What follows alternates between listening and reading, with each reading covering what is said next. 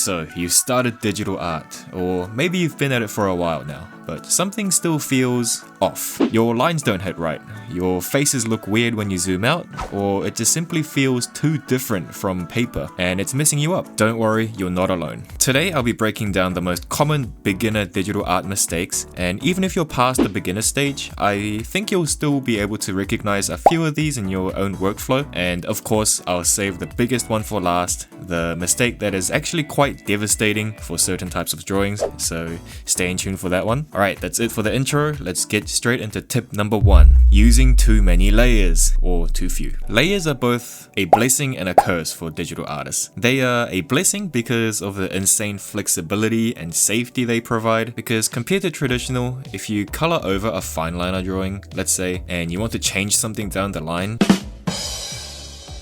it's pretty annoying to fix, but with layers you can just erase just from the color layer or just from the line art layer. However, I've seen layers become a curse for some people as well. Some people might draw everything on one layer because they're too used to traditional, or make a new layer for each eyelash or something because they're too scared to mess up. Layers are tools for flexibility and they're not shackles. I've seen beginners either overdo or underdo. My tip for this is to just keep it simple. For beginners, I think just one layer for each of these is enough. For the sketch, I think having just one layer is very important actually. In my opinion, it'll help you loosen up. I think if you have a layer for hair, layer for eyes, layer for mouth or whatever for just a sketch, it will not only waste too much time, but also sort of lock you into a mindset of trying to make everything look perfect from the get-go. So yeah, me personally, I would try to avoid that. So yeah, keep the sketch simple, guys. Line art, also for that, I think one layer is enough for simpler works. You know, you have Control Z available and all that jazz, so if you want to be safe, I would say one layer for the head and one layer for the rest of the body is okay, and maybe another one for the hair. Now, the base color has an asterisk because I think it is actually beneficial to separate base color either by area or by color. For example, one layer could have all the skin color there, or one layer could have all the color for the top or the boots or whatever. It'll just make things easier for down the line when you're shading or rendering. Right, and tip number 2, the canvas size. This is actually quite important. The mistake is starting with a canvas that's either way too small or way too big. To put it into perspective, an A4 paper, yes, this A4 paper that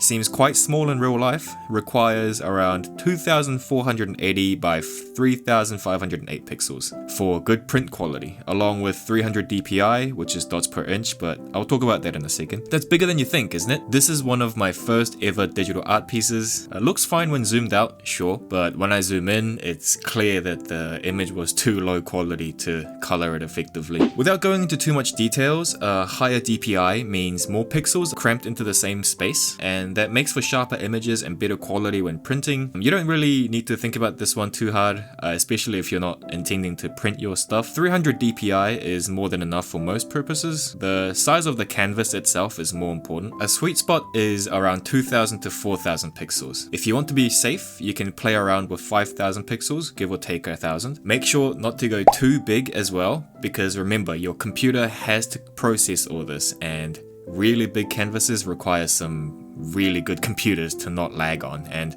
lagging during drawing is very annoying. If you're curious on what I use for my art, I just select the B5 option usually. Okay, and tip number 3, also something very important, transform addiction. Constantly resizing, warping, moving, scaling and all that stuff. The mistake is using the transform tool as a crutch instead of a safety net, and I don't want you to get into the habit of having to rely on these things to make your art look proportioned or well placed. Overusing it prevents you from learning proportions, angles, good placements, and confident lines, and it will really hurt your ability to draw traditionally as well in the long run. Try to use transform and also the famous Control Z as safety nets instead of wheelchairs. If something feels wrong, I encourage you to redraw it instead of moving it. To an extent, of course, the tool is there to be used. I mean, if it was just a genuine mistake when you know better, or when you're basically finished with your art and you just want to move the whole thing to the side a little bit, then of course it's completely fine. And try not to spam undo too much. This kills flow and confidence. Traditional artists can't undo as easily, so it forces better stroke discipline, and I want you, a digital artist, to learn that skill as well. It'll help in the long run with both your art and for saving time as well. Tip number 4, brushes. I often hear people say that the brush doesn't matter. Obviously, what they mean is that brushes won't make your skill magically better, but do remember, however, that different brushes exist for a reason. Don't make the mistake of thinking that the perfect brush will make you better at drawing, but also don't make the mistake of confining yourself to the regular pen forever as well. In my program that I use, Clip Studio Paint, there's an entire asset store built into the client itself where you can look for different brushes and assets. Honestly, a big part of digital art, and for all art for that matter, is experimenting and trying a lot of different brushes and techniques, so don't confine yourself to a single brush forever, but just know that brushes don't replace fundamentals. But if you're curious on what brush I use the default pen. I'm not helping my case, I know, but after all these years I've settled on the regular G pen for Clip Studio. I think it's a good pen and it gets the job done for my particular type of work. So, but yeah, again, experiment, try a lot of different things.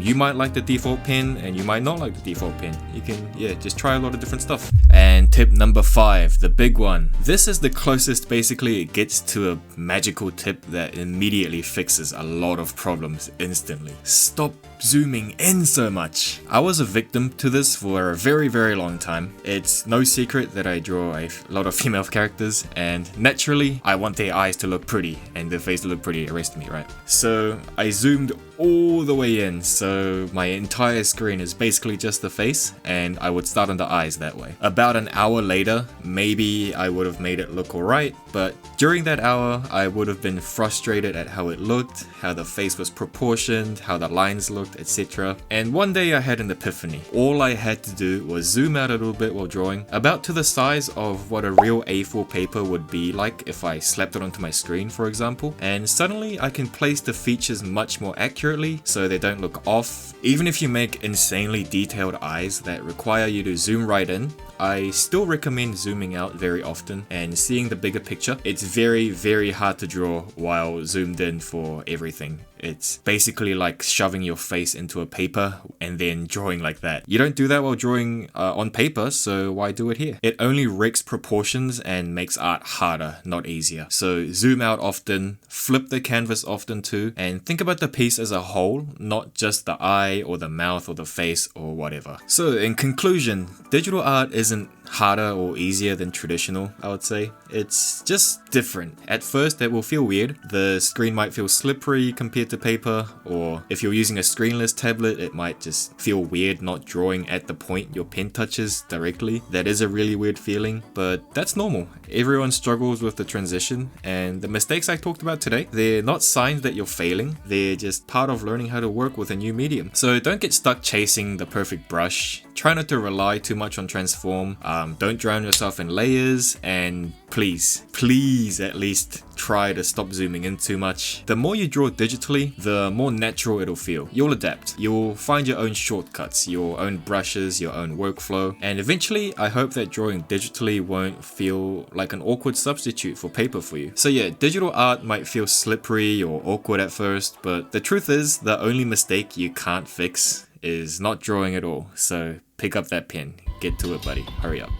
Pick it up. Hey everyone, I hope you enjoyed the video. Firstly, thank you to this person for suggesting the idea for this video. I was going to make a digital art video sometime in the future, but this person solidified the idea for me, so thank you for that. Again, as I said in my last video, if you have any video suggestions you'd like to see from me, please feel free to leave it in the comments. I would love to hear your ideas more. And if you'd like to see a video on what I think about art style, please check out the video on screen right now. And if you wish to read my comic or check out my socials, I've put the links for those in the description and in the channel banner. Okay, anything else? That should be it. Thank you so much for watching till the end. If you enjoyed, a like and a sub is always appreciated. Thank you. I'll see you guys in the next one. Goodbye.